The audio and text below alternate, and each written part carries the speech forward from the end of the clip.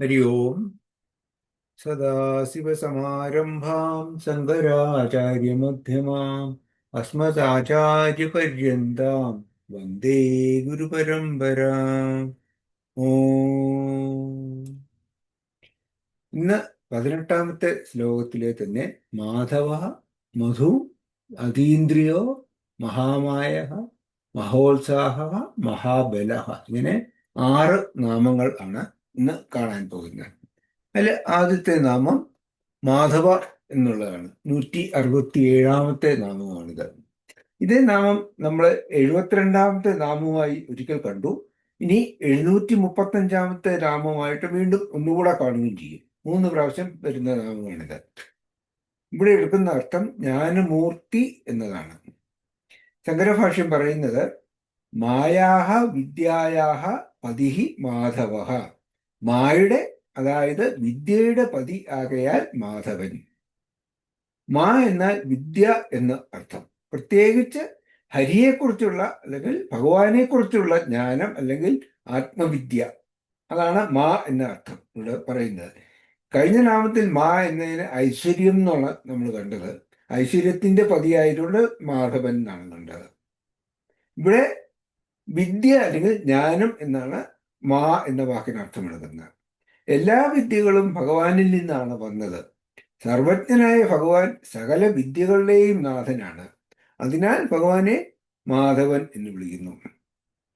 വിഭൂതി യോഗത്തിൽ ഭഗവാൻ അർജുനനോട് പറയുന്നത് തേഷാം സതതയുക്താനാം ഭജതാം പ്രീതിപൂർവകം ദദാമി ബുദ്ധിയോഗം തം യേന മാമുപയാന്തി തേ. ആരാണ് തന്റെ മനസ്സിനെ എന്നിൽ തന്നെ അർപ്പിച്ച് എന്നെ തന്നെ ഭജിക്കുന്നത്, അവന് ഞാൻ ഈ ദൈവികമായ ജ്ഞാനത്തെ പ്രദാനം ചെയ്യും. ഈ ജ്ഞാനം വഴി അവൻ എന്നെ തന്നെ പ്രാപിക്കും എന്നാണ് ഭഗവാൻ 10ാം അധ്യായത്തിൽ പറഞ്ഞിരിക്കുന്നത്. ഹരിവംശത്തിൽ ഇങ്ങനെയാണ് പറയുന്നത്: മാ വിദ്യാജ ഹരേ പ്രോക്ത തസ്യാ ഈശോ യതോ ഭവാൻ തസ്മാത് മാധവനാമാസി ധവഃ സ്വാമിതി ശബ്ദിതഃ.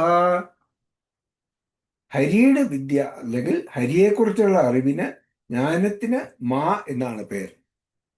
ഹരിവംശത്തിൽ പറയുന്നതാണ്.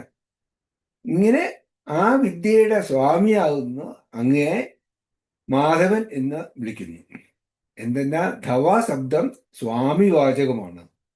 ആത്മജ്ഞാനത്തിന് ഭഗവാനെ ആശ്രയിക്കുകയല്ലാതെ മറ്റു മാർഗങ്ങൾ ഒന്നും തന്നെയില്ല. അതുകൊണ്ട് മാധവനെ സകല ജ്ഞാനത്തിന്റെയും നാഥനായിട്ട് പറയുന്നു. അടുത്ത നാമം മധു എന്നാണ്. മധു എന്ന് പറഞ്ഞാൽ തേനാണ്, നമുക്കറിയാവുന്നതാണ്. തേനിനെ പോലെ ആകർഷകമായിട്ടുള്ളവനെ മധു എന്ന് പറയും. ഇവിടെ ഭഗവാനെ മധു എന്നാണ് പറഞ്ഞിരിക്കുന്നത്. ശങ്കരാചാര്യർ പറയുന്നത് യഥാ മധു പരാം പ്രീതിം ഉത്പാദയതി അയമപി തഥേതി മധുഹു. മധു അഥവാ തേൻ എപ്രകാരം അത്യധികം പ്രീതിയെ ജനിപ്പിക്കുന്നുവോ അപ്രകാരം ഭഗവാനും ചെയ്യുന്നതിനാൽ, എന്ന് പറഞ്ഞാൽ ഭഗവാനും അതുപോലെ പ്രീതി ഉണ്ടാക്കുന്നതിനാൽ ഭഗവാനെ മധു എന്ന് പറയുന്നു. മധു എന്നാൽ തേൻ. തേനിനെ പോലെ മധുരമുള്ളതും എല്ലാവരാലും ഇഷ്ടപ്പെടുന്നതും ആകയാൽ ഭഗവാനെ മധു എന്ന് വിളിക്കുന്നു. എല്ലാവരും ഏറ്റവും കൂടുതൽ സ്നേഹിക്കുന്നതും ഇഷ്ടപ്പെടുന്നതും തന്നെ തന്നെയാണ്. ഇത് വളരെ ഇമ്പോർട്ടൻ്റ് ആയിട്ടുള്ള ഒരു സ്റ്റേറ്റ്മെന്റ് ആണ്. നമ്മൾ പറയും നിങ്ങൾക്ക് അച്ഛനെ ഇഷ്ടമാണ്, അമ്മയെ ഇഷ്ടമാണ്, മക്കളെ ഇഷ്ടമാണ്, ഭാര്യയെ ഇഷ്ടമാണ്, ഭർത്താവിനെ ഇഷ്ടമാണ്, അവർക്ക് വേണ്ടിയിട്ടാണ് ഞാൻ ജീവിക്കുന്നത് എന്നൊക്കെ പറയും. പക്ഷേ ഉള്ളിൻ്റെ ഉള്ളിൽ ഏറ്റവും കൂടുതൽ എല്ലാവരും സ്നേഹിക്കുന്നത് തന്നെ തന്നെയാണ്. തനിക്ക് സുഖം തരുന്ന വസ്തുക്കളായതുകൊണ്ടാണ് മറ്റുള്ള വസ്തുക്കളെ എല്ലാവരും ഇഷ്ടപ്പെടുന്നത്. ഇതാണ് ബൃഹദാരണ്യക ഉപനിഷത്തിൽ യാജ്ഞവൽക്യൻ പറയുന്നത്. നവാരേ സർവസ്യ കാമായ സർവം പ്രിയം ഭവതി ആത്മനസ്തു കാമായ സർവം പ്രിയം ഭവതി.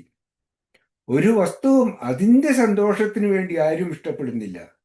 ഭർത്താവിനെ ഇഷ്ടപ്പെടുന്ന ഭർത്താവിൻ്റെ സന്തോഷത്തിന് വേണ്ടിയിട്ടല്ല, എൻ്റെ സന്തോഷത്തിന് വേണ്ടിയിട്ടാണ്. ഭാര്യയെ ഇഷ്ടപ്പെടുന്ന ഭാര്യയുടെ സന്തോഷത്തിനായിട്ടല്ല, എൻ്റെ സന്തോഷം കൊണ്ടാണ്. എനിക്ക് അതുകൊണ്ട് സന്തോഷം കിട്ടുന്നത് കൊണ്ടാണ്. എല്ലാ വസ്തുക്കളും തനിക്ക് സുഖവും സന്തോഷവും തരുന്നത് കൊണ്ടാണ് എല്ലാവരും ഇഷ്ടപ്പെടുന്നത്. അതുകൊണ്ട് തന്നെയാണ് സ്വന്തം സ്വരൂപമായി ആത്മാവിനെ അല്ലെങ്കിൽ ഭഗവാനെ മനസ്സിലാക്കുന്നവർ ഭഗവാനെ തന്നെ ഏറ്റവും ഇഷ്ടപ്പെടുന്നത്. അതുകൊണ്ടാണ് ജ്ഞാനീ ഭക്തനാണ് എനിക്ക് ഏറ്റവും പ്രിയപ്പെട്ടവനെന്ന് ഭഗവാൻ പറയുന്നുണ്ട്. ജ്ഞാനി എന്ന് പറഞ്ഞാൽ തന്നെ ഭഗവാനിൽ നിന്ന് വ്യത്യസ്തനായി കാണാത്തവൻ, അതായത് താൻ തന്നെയാണ് ഭഗവാൻ എന്നുള്ള മനോഭാവത്തോടുകൂടി ഭഗവാനെ ഭജിക്കുന്നവൻ. അങ്ങനെയുള്ളവർ തന്നെ ഇഷ്ടപ്പെടുന്നത് കൊണ്ട് തന്നെ ഭഗവാനെയാണ് ഏറ്റവും അധികം ഇഷ്ടപ്പെടുന്നത്. നമ്മെ തീർച്ചയായും അത് ഭഗവാനിലേക്ക് തന്നെ എത്തിക്കും. കാരണം നമ്മൾ തന്നെയാണ് ഭഗവാൻ.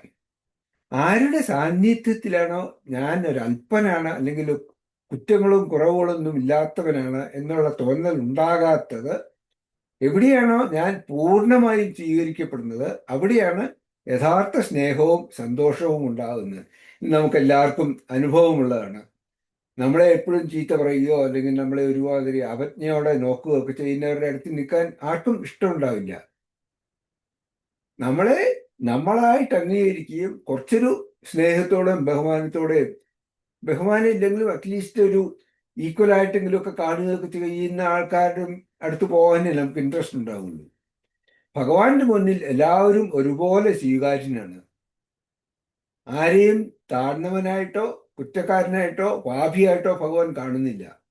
അവിടെ എത്തുമ്പോൾ മാത്രമാണ് നമുക്ക് പൂർണ്ണത അനുഭവപ്പെടുന്നത്. അതുകൊണ്ട് തന്നെ ഭഗവാനാണ് ഏറ്റവും കൂടുതൽ സ്നേഹിക്കപ്പെടുന്നത്. ബൃഹദാരണ്യക ഉപനിഷത്തിൽ ആത്മാവിനെയും ഭഗവാനെയും മധു എന്നാണ് വിളിക്കുന്നത്.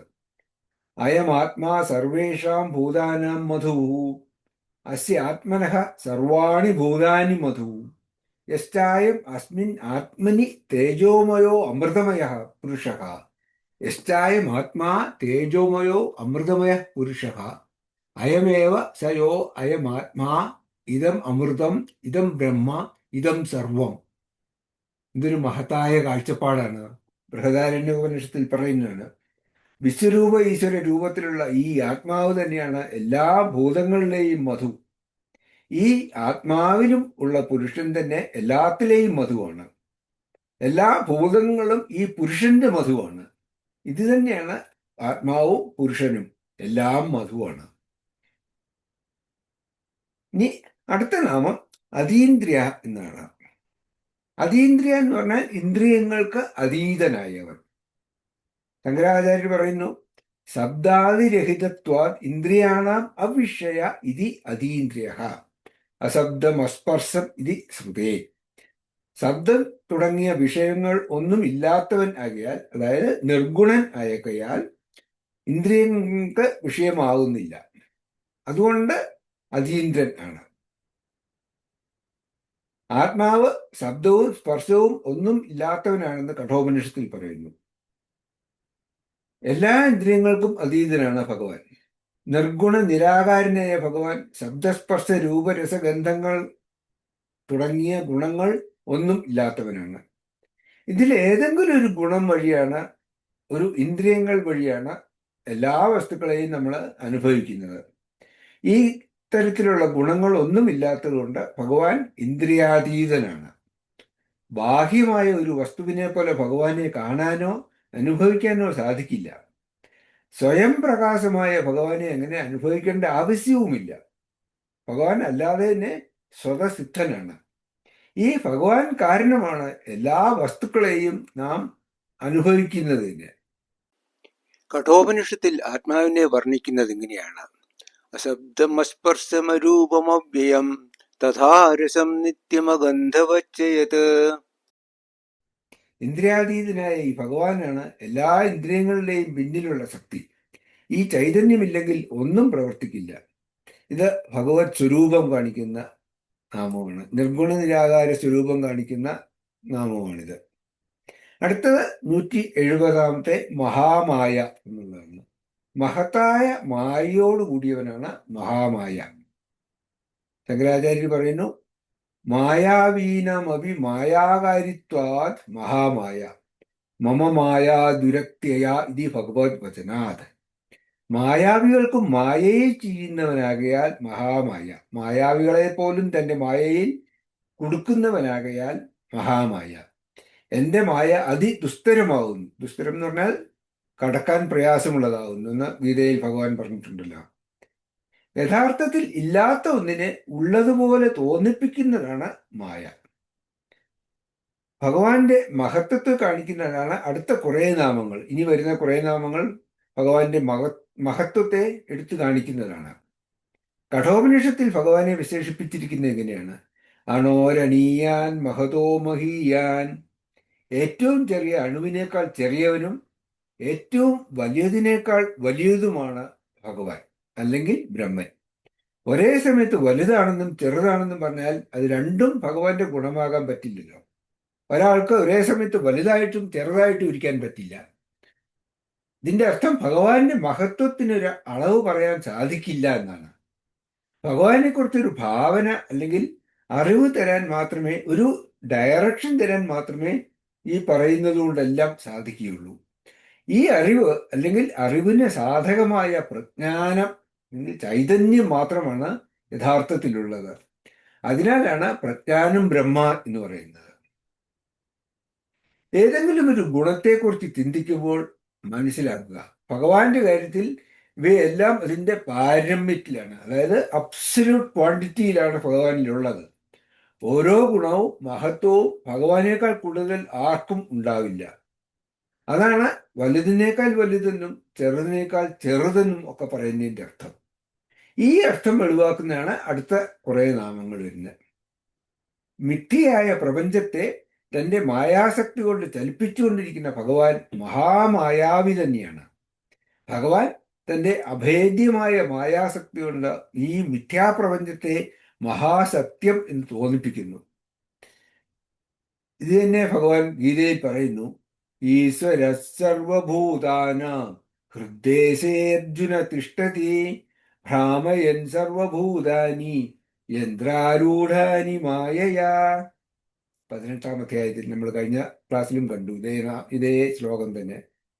എല്ലാ ഭൂതങ്ങളുടെയും ഉള്ളിൽ ഈശ്വരനായി ഇരുന്നുകൊണ്ട് അവയെ എല്ലാം തന്റെ മായ കൊണ്ട് ഒരു യന്ത്രത്തെ പോലെ ചലിപ്പിച്ചുകൊണ്ടിരിക്കുന്നത് ഞാൻ തന്നെയാണ്, ഭഗവാൻ തന്നെയാണ്. ഭഗവാനാണ് പറയുന്നത് 18-ാം അധ്യായത്തില്. സത്യമെന്ന് തോന്നുന്ന ഓരോന്നിൻ്റെയും സത്യാവസ്ഥയെക്കുറിച്ച് അന്വേഷിച്ചാലോ, ഒരു വസ്തുവും തന്റെ നിലനിൽപ്പിനായി മറ്റൊന്നിനെ ആശ്രയിക്കാതെ നിൽക്കുന്നില്ല എന്ന് കാണാം.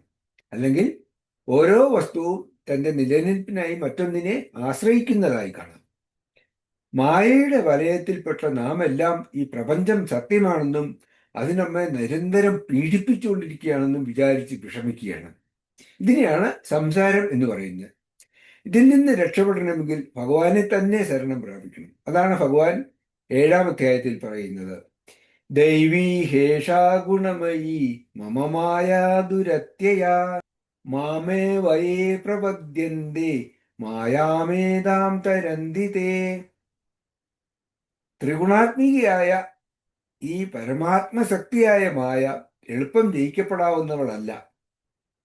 ആരൊക്കെ തന്നെ പരമാത്മാവായ എന്നെ സർവാത്മനാ ശരണം പ്രാപിക്കുന്നുവോ അവരൊക്കെ ഈ മായയെ കടക്കാൻ കഴിവുള്ളവരായിത്തീരുന്നു എന്ന് പറഞ്ഞാൽ, ഈ മായയെ തരണം ചെയ്യണമെങ്കിൽ ഭഗവാനെ തന്നെ ആശ്രയിക്കണം എന്നർത്ഥം. അടുത്ത നാമം മഹോത്സാഹ എന്നാണ്. മഹത്തായ ഉത്സാഹത്തോടു കൂടിയവൻ. ശങ്കരാചാര്യ പറയുന്നത് ജഗതുത്പത്തി സ്ഥിതി ലയാർത്ഥം ഉദ്യുക്തത്വാത് മഹോത്സാഹ. ലോകത്തിന്റെ ഉത്പത്തി, സ്ഥിതി, പ്രളയം എന്നിവയ്ക്ക് വേണ്ടി ഉദ്യുക്തനായിരിക്കുന്നതിനാൽ, അല്ലെങ്കിൽ വലിയ ഉത്സാഹത്തോടു കൂടിയിരിക്കുന്നവനാകയാൽ മഹോത്സാഹൻ. എല്ലാവർക്കും കുറച്ചൊക്കെ ഉത്സാഹം ഉണ്ടായിരിക്കും, എന്നാൽ അത് എല്ലാത്തിലും ഉണ്ടായിരിക്കില്ല. മാത്രമല്ല, കുറച്ച് കഴിയുമ്പോൾ ഉത്സാഹം കുറഞ്ഞു കുറഞ്ഞ് ഇല്ലാതാവുകയും ചെയ്യും. മലയാളത്തിലൊരു പഴഞ്ചൊല്ലുണ്ടല്ലോ, പുത്തനച്ച് പുറപ്പുറം തൂക്കും എന്ന് പറയും. ആദ്യമായിട്ട് വരുമ്പം എല്ലാം വളരെ ഉത്സാഹത്തോടും ഉശിരോടും കൂടെയും ചെയ്യും. കുറച്ച് നാൾ കഴിയുമ്പോൾ അതെല്ലാം തണുക്കും. എന്നാൽ ഭഗവാന്റെ ഉത്സാഹം ഒരിക്കലും നശിക്കില്ല. ഭഗവാന്റെ ഉത്സാഹം സൃഷ്ടി മുതൽ സംഹാരം വരെ എല്ലാ കാര്യങ്ങളിലും ഒരുപോലെ ഉള്ളതും ഒരിക്കലും കുറയുകയോ നശിക്കുകയോ ചെയ്യാത്തതുമാണ്.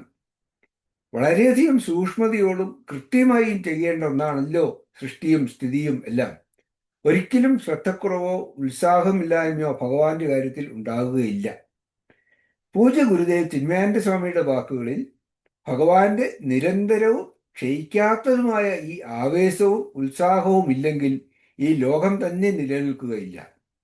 അനന്തമായ തിരമാലകളിൽ കൂടെ അനുസ്യൂതം ചലിച്ചുകൊണ്ടിരിക്കുന്ന സാഗരം പോലെ ഭഗവാനും നിരന്തരം ഉത്സാഹത്തോടെ പ്രവർത്തിച്ചുകൊണ്ടിരിക്കുന്നു.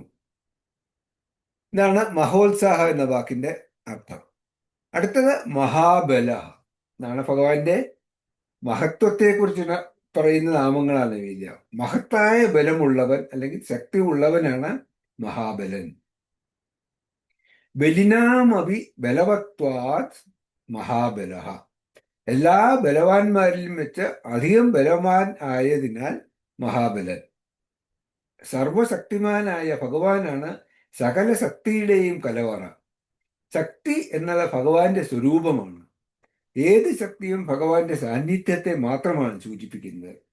അതാണ് മഹാബല എന്ന നാമത്തിന്റെ അർത്ഥം. ഇതോടുകൂടി ഈ നാമങ്ങൾ എല്ലാം കഴിഞ്ഞു.